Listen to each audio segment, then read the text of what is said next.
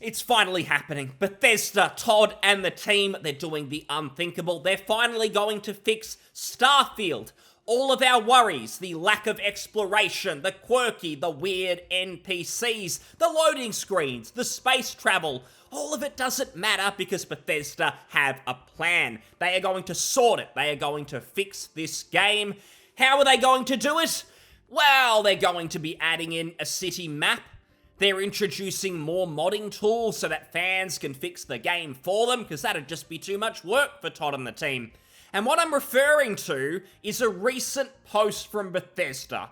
On the Starfield subreddit, the plans for the new update was unveiled, Update 1.8. And essentially that is just bug fixes. As usual with modern gaming and new game releases, it's broken, it's unfinished, so all the post-game updates basically have to be getting the game in working order. Rather than getting new content, new experiences, we basically get what should have been there day one at release when we forked over full price for the game.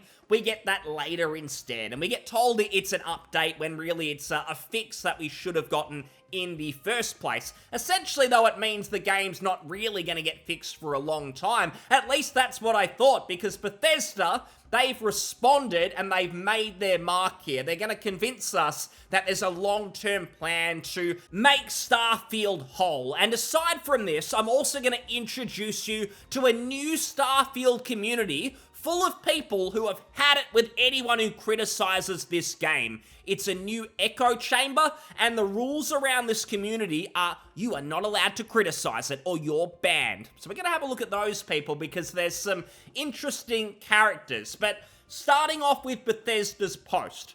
Hey everyone! First, we read all the feedback here and we greatly appreciate it and all the time and thought that you've put into this game.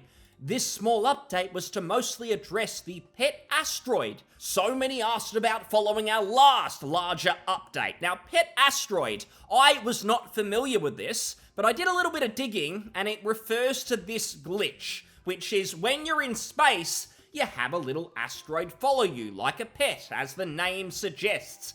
Now, when I look at this problem, I'm not really a big technical person, but I just feel like it must come from the fact that when you're in space, it feels like you're not moving. It gives you that experience of being at the shops, you're in your vehicle ready to leave, and you haven't started the car yet. That's how I feel every time I load up space travel in Starfield. It's like I'm not moving. And I'm sure if I left a review on Steam stating that, I'd get the automated botted response from Bethesda where they tell me the reason it feels like you're not moving is because we want you to feel so small in the world. So small, it's like you're idle. You're going nowhere.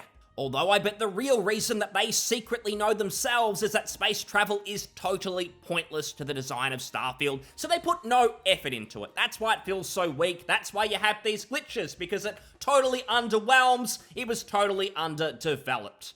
If we continue the post, basically, after they addressed the pet asteroid that so many asked about, they wanted to get this update out before the holiday. Bravo! A bug fix update. Meanwhile, in Baldur's Gate 3, some of the post-game updates included brand new endings. Genuinely new content. How much of that have we seen in Starfield since launch in September?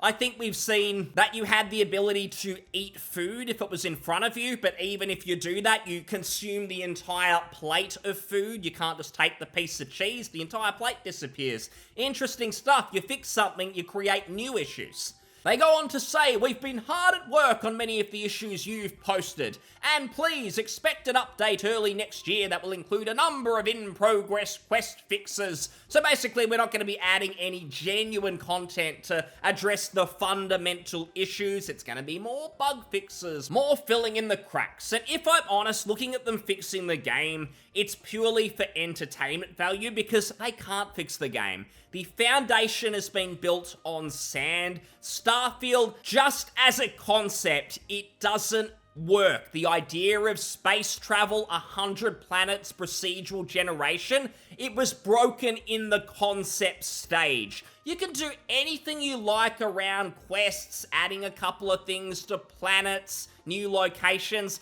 That is fine, but it's not going to change anything. Cyberpunk gets brought up a lot as this kind of rags to riches story. They started with nothing, they improved the game over time, and now 2.0 is something amazing. But the truth is, the core of Cyberpunk was always there. You had the Johnny Silverland storyline, you had all of the gigs, all of the side quests, many of which are quite interesting. That was all there. It was just really, really rough around the edges, and they had to paper in all of those cracks. There's certainly some misremembering going on, and Starfield copers are Exhibit A for that, where they go, no, Cyberpunk was fixed. All of these online haters, they were saying it all about Cyberpunk, and now they love it after CD Projekt Red fixed everything.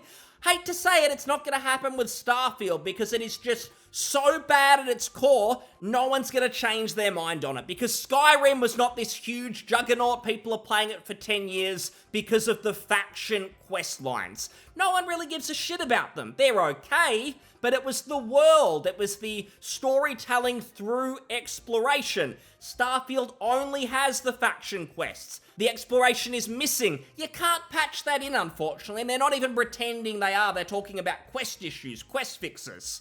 They continue, we're also hard at work on many of the new features you asked for, and this is the juicy part. From city maps, something that should have been there at launch, even the most unfinished of games can usually cobble some sort of map together, but it isn't even just that. I've played plenty of RPGs where you don't have a mini-map, but it's by design, and instead the city makes sense. Imagine New Atlantis, and you don't need a map because there's signs, there's people who can direct you to different places. That is all missing from Starfield because it's so bare bones. You want to talk to an NPC to ask for directions? Not a good experience. You don't want to talk to these people. They're a little bit odd. And they're certainly not going to tell you where to go. So maybe instead of just the map, just think about the immersion of the world. It's one of the worst parts of Starfield. Nothing actually feels immersive. And Bethesda always say, oh, just use your imagination. But that's why I'm playing the game, for you to simulate this experience that I could imagine in my head. Unfortunately, they fail. They then talk about mod support. I've had enough of hearing about mods. I've been told time and time again that it's going to be fans who are going to fix this game. They're deserting them. They've had enough. They are not going to fix this mess. Maybe we get some mods, weapons, skins, those sorts of things. But the idea that anyone's going to devote their time into these huge, ambitious mods that fundamentally change the experience of Starfield, I don't think that's going to happen, not because of lack of effort on the modders' parts, but because they're going to look at games that respect our time much more. They're much better experiences. Why make a mod for a dead game? It's a waste of time, and Starfield is that. Maybe the modders will make something for Skyrim instead. You may have heard of it, Todd. Now, this one is interesting. All new ways of traveling. Stay tuned. And I saw some comments where people were very much intrigued. This person says, new ways to travel. Oh, I'm interested. They're dropping the Halo Warthog in this. Now, I hate to hit you with the reality check, but let's be 100% real. If there is new travel methods, and let's say it's a moon buggy, it's a car, that buggy, the experience is going to be, you open your menu, you click buggy, buggy is teleported to you, that's an animation, that's a cutscene, you get into the buggy, that initiates another cutscene as you get into the map, and then with the map, you choose where you want to go. That's a loading screen. After the loading screen, animation starts, your buggy arrives at destination. That's all it's gonna be. There's not gonna be any driving around the planets. You're gonna be cruising, you're gonna be drifting. It's gonna be more loading screens. That's all they've delivered so far. What reason is there to think anything different is going to happen? Now, they could prove me wrong, but based on how they've responded to negative feedback, where they've tried to twist things, they've tried to say, no, you're playing the game wrong, it's fun, you just need to do this and you'll have a great time, it doesn't suggest to me that they want to learn, that they want to get better. It seems like they think they're doing things right, and the players are wrong. They've got to show some sort of humility before I'll believe this. But if we jump back to the post, the fixes they talk about, they say these will be rolling out with a regular cadence of fixes and updates we expect to have roughly every 6 weeks. That is too slow for hotfixes. If you were talking about genuine new content that was going to fix up this game, if you were ambitious there and you said, yeah, we understand we just didn't get the core right, exploration needs to be better, we don't want to give up on this IP, we've invested a lot, we know what we've done wrong, we're going to do it, it's going to take a long time, but expect regular updates. I'd at least say, yeah, that's kind of impressive, I'll at least hear you out. But instead, it's every 6 weeks we're going to do a fucking hotfix? What is that? It feels like they're going to try and overhype any genuine new content that they make that isn't a bug fix. Something like the moon buggy, if that's what they introduce, that is going to be going to the moon, literally in terms of hype. It's the biggest thing. Bethesda are fixing it all. They're not just going to stealth add it to the game and silently get to work, say they're fixing things like Hello Games did with No Man's Sky, where it really improved over time. Different genre, sure, but it was at least the right philosophy. Bethesda don't have that. They're too slow. And this proves it. They say safe is the key here. We do take a lot of time to test even the smallest change in a game this large and dynamic. That is a terrible philosophy when the core problem with your game is that it's boring.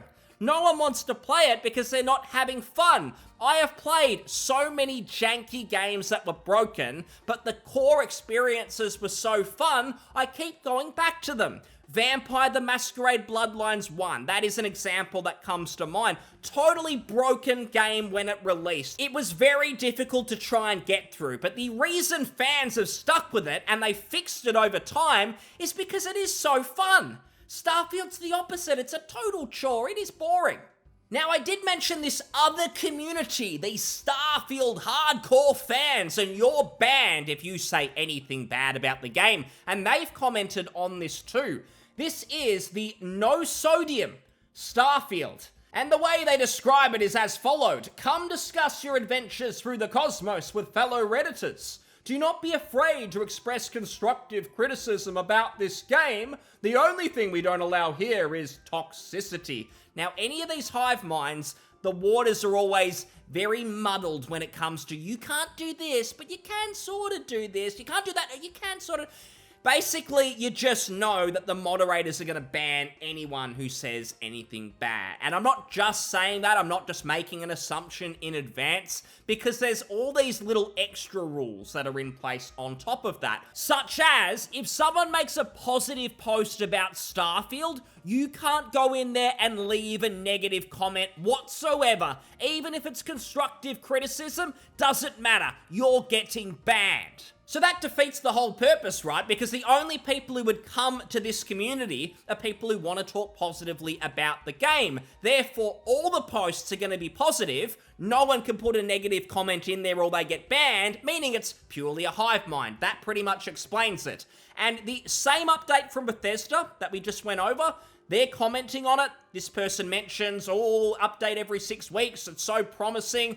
And the moderator here, here's what they've got to say. Reminder to report bad behavior instead of engaging in arguments. This patch is exciting news. Don't use it as an opportunity to complain about the main sub.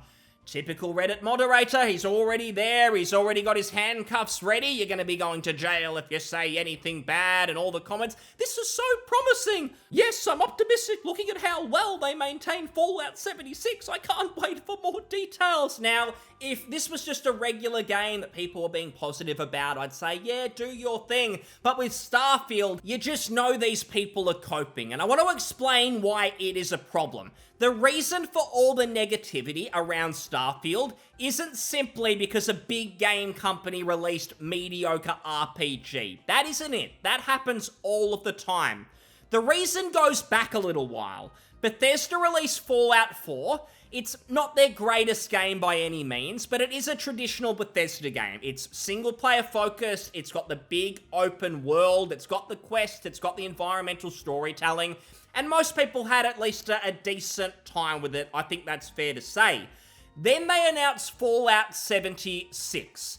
And when they did that, they specifically announced Starfield Elder Scrolls 6 at the same time. Why did they do that? Because they didn't want to disappoint their fans who were waiting for the next big Bethesda single-player RPG.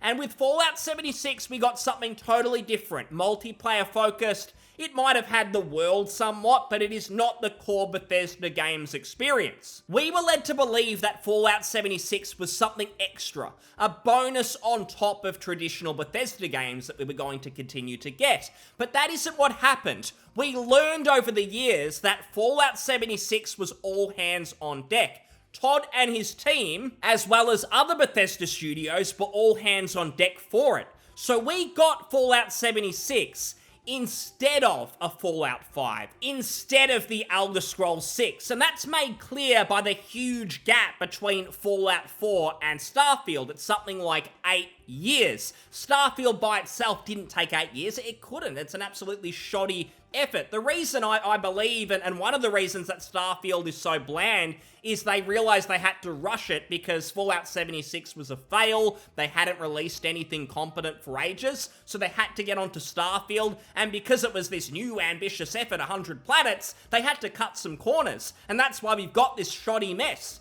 And to circle back, the reason people are angry is because we got Starfield instead of a traditional Bethesda game. We got a turd, and we lost something as well. It's not purely a bad game. It means we're going to go another 5 years potentially without a traditional Bethesda game. And it may be we never get them back. It's been so long, even since Fallout 4. A lot of the team are probably gone. Todd's probably losing his passion somewhat. He's ready to retire soon. He said he's only got a game or two more left in him. And you get these people carrying on saying, oh, I know one day it's going to be the best game ever. Starfield will be the next Skyrim. Bethesda will fix it. It's never going to happen because Starfield hasn't even been designed to be replayable. It is never going to be that. And they're deluding themselves probably because they're fans of the old Fallout, the old Elder Scrolls games, and they think, oh, Bethesda made them. They can do the same with Starfield. It's just going to take a bit of time. No, it's impossible. Starfield hasn't been designed for that at all, and I truly think Bethesda probably got somewhere in development and realized the same, but they're coping as well. They can't accept that they wasted all that time producing something that's not fun. You just have to go back to Todd's comment. I think it was in a podcast where he says, oh, Starfield didn't become fun until a year before it released. It never did become fun, and fans know it. That's why these people have had to create their own little community where they're all in their own heads. And the delusion continues with this post where someone says, this is going to be the same deal with Starfield, referring to an old meme, I suppose, where someone mentioned Skyrim releasing in 2011, and then a year later they're still sitting there playing Skyrim again. How is that possibly going to happen with Starfield? It's a bunch of quest lines, a bunch of faction quest lines, and nothing else. There's no exploration, you can't really make your own fun. What other single-player games have that happen with? Skyrim was a phenomenon because of that unique game style that Bethesda have lost. You look at other titles, Baldur's Gate 3, people will still be playing it because it's very replayable. You can build your character, your skills, your choices. They affect the game massively, but Starfield barely has any reactivity. It's one of the least reactive games I've ever played. Pure delusion. Another post here, the perfect example of when a game is so middling, the positive posts people have to come up with, they don't actually have anything to do with the game. Starfield, it makes me daydream again. I was born way too early. What a life it will be one day exploring worlds among the stars. Thanks, Bethesda. Why would you be thanking the company that has made the least engrossing space sim possible? You can play literally anything else. Indie games by one or two people can produce a much better space experience than this. You talk about the stars. You can't do anything with stars in Starfield. It's like a wallpaper on your desktop when you get into space. You can't move, you can't go anywhere. It just seems like an excuse to give praise. It seems more like, I hate that everyone's talking negatively about a game, so I'm going to look for absolutely anything to turn things the other way, to turn the tide. And this person could feel that way if they want, but it doesn't feel genuine. You have this person as well. New player, so far this is awesome. I just got to New Atlantis. I don't get the online hate yet. So far it's really fun. made myself, killed pirates, flew a spaceship, and I love the dialogue options. Now, all of that is fine. If you're enjoying that and you're having fun, power to you, but it's all stuff we've experienced in hundreds of RPGs before, and absolutely none of it is done well. The character creation, that's pretty bland. Killing pirates, the combat's super mediocre. You could call it serviceable at best. Flew a spaceship? How? You don't move, you don't go anywhere, it's extremely bland. And I love the dialogue options. Extremely narrow, very bare bones for most RPGs. It seems like someone jumped in, had zero expectations, zero standards, and because they had fun, you're the problem if you didn't feel the same way. Does it get worse or something? I've only seen people being negative, but it's a solid game so far, even though I admit I've only played a little. And that says it all. This person has barely played, and their first thought is to jump onto some community and tell everyone they're wrong for criticizing it. That is the mindset. This is the attitude game companies like Bethesda want, where you're just a good little consumer, you buy the game, you don't think about it too much. It seems to be the Microsoft Game Pass philosophy that Bethesda's now a part of, where it's just a middling experience, it's not too risky, it's nice and safe, like Bethesda said themselves, no risks taken, but unfortunately, not a lot of fun. Gamers want ambition. They want to see games devs doing new things that really engross us, really get us in there, and Baldur's Gate 3 showed us that you don't have to reinvent the wheel, you just have to make existing experiences better. Bethesda failed to do that. Many people, they just wanted, say, a Skyrim, but better.